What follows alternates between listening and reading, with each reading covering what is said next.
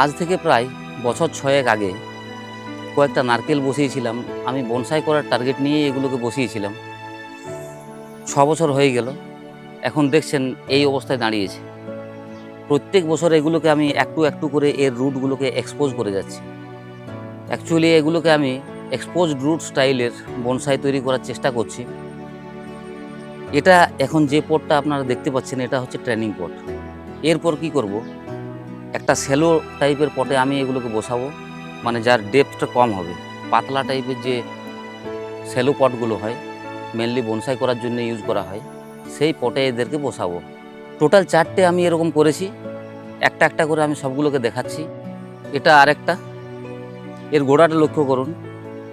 এই যে কাণ্ডের অংশটা যতটা ম্যাচিওর্ড হবে, এই যে ফাটা ফাটা দাগগুলো দেখতে পাচ্ছেন, লক্ষ্য করুন কাণ্ডটা কীরকম একটা ফেটে ফেটে আছে। একটা ওল্ড এজ টাইপের একটা লুক আসবে। এটা যত বেশি হবে তত বেশি আকর্ষণীয় হবে দেখতে। আর এই যে রুটের পোর্শনটা লক্ষ্য করুন, এই রুটের পোর্শনটা আমি যতটা বেশি এক্সপোজ করতে পারবো তত ভালো লাগবে। এটা আরেকটা। আমি একটু রিকোয়েস্ট করব, এই জায়গাটা একটু জুম করে যদি দেখানো যায়, কাণ্ডের পোর্শনটা।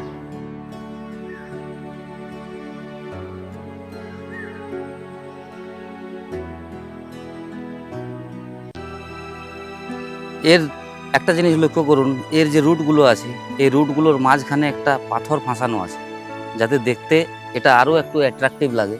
তার জন্য এই পাথরগুলোকে আমি ঢুকিয়ে দিয়েছি। দেখে কিছুটা মনে হবে রুট ওভার রক স্টাইলের।